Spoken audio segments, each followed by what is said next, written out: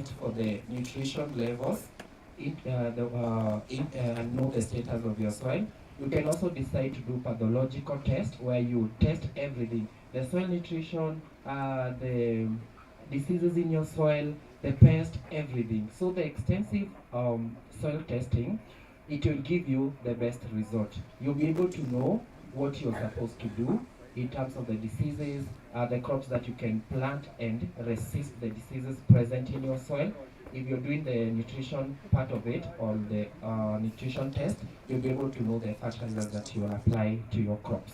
So 4 things, if you're taking note, 4 things are very critical as a farmer. Number one, you're supposed to understand the seed quality or the type of a seed you're planting.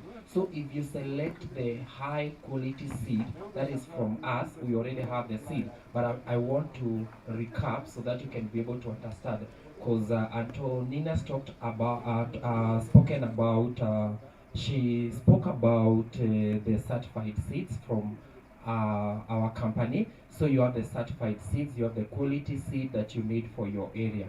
Number two is the nutrition or the crop nutrition. That's very important.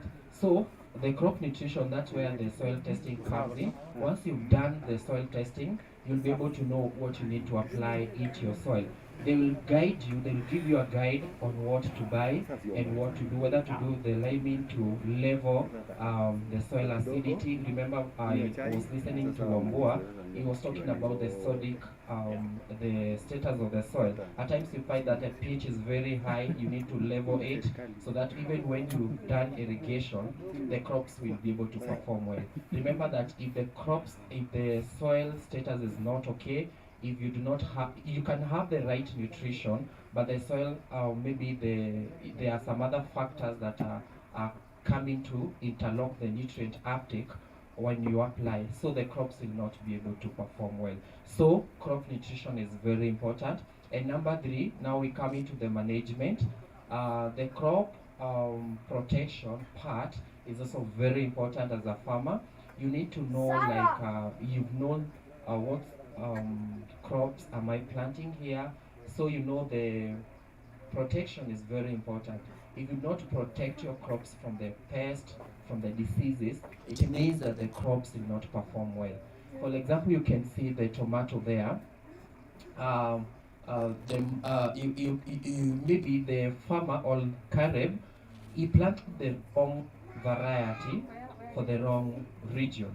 If this variety would have been taken to a different region, it would have performed well. You find that some varieties, they don't thrive well in some regions. Why? They may be some diseases that are there, they are targeting that particular family.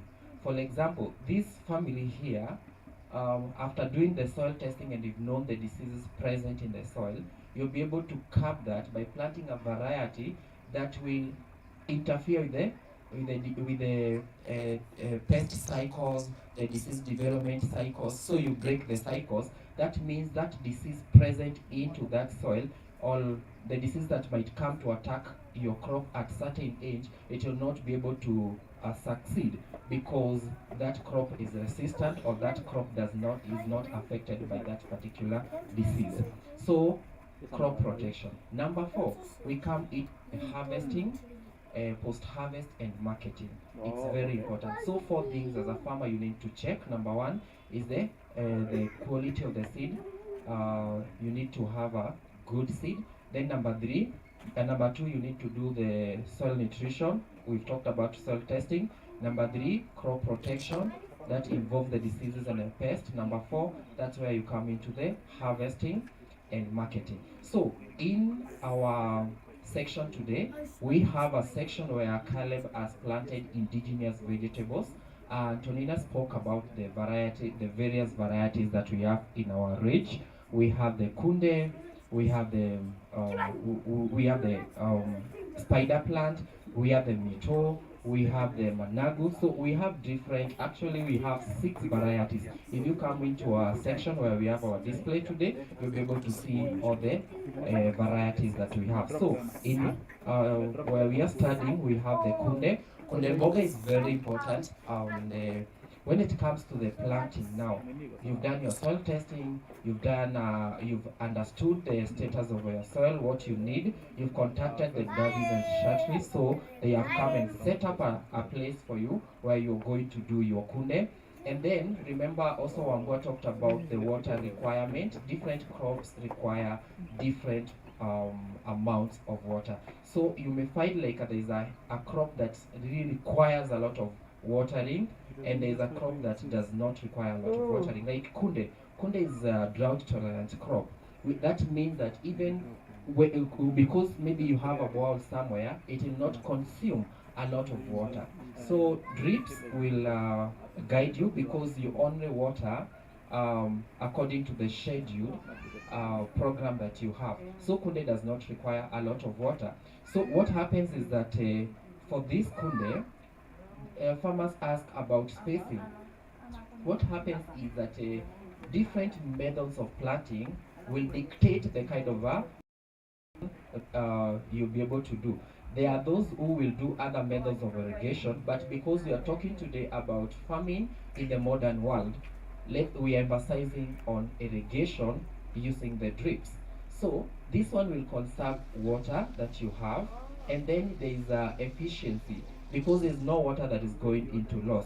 For example, if you look at the drips, you can see they are perforated from one hole to another.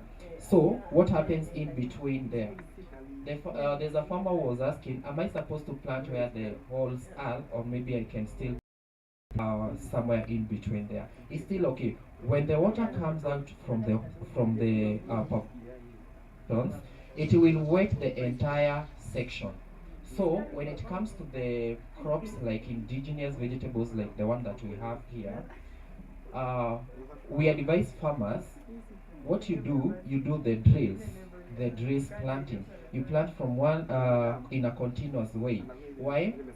Most of the farmers, the market are dictating, you can do the harvesting by uprooting after 30 days. You plant today, after 30 days you harvest by uprooting and take your kunde into the market. So those farmers who are doing for that particular purpose, you can do the drills in a continuous way, and then you need to allow some spacing from one drill into another. So in our case, you are able to see like if you're doing spraying, you'll be able to do it very well. It will be able to penetrate well. In terms of the light also penetrate well, so the crop will be able to carry out the photosynthesis well, and it will be able to grow well. In terms of the nutrition application, you can see, I'm sure you've learned, and you also be told more about applying fertilizers through the irrigation water, that is fertigation. I'm sure you'll also be able to learn that. So as you can see, the spacing is very important, and the number of the seeds that you're planting. Because at the same time, if you do placement of a lot of seeds in one spot, the seeds will overcrowd, and then the nutrients that are present into that soil, it means that there is a competition that will be raised in that particular part. So what you're supposed to do is that you're supposed to embrace the recommended spacing for you to be able to have such a healthy crop like you can see. So the seed is clean and the seed is the right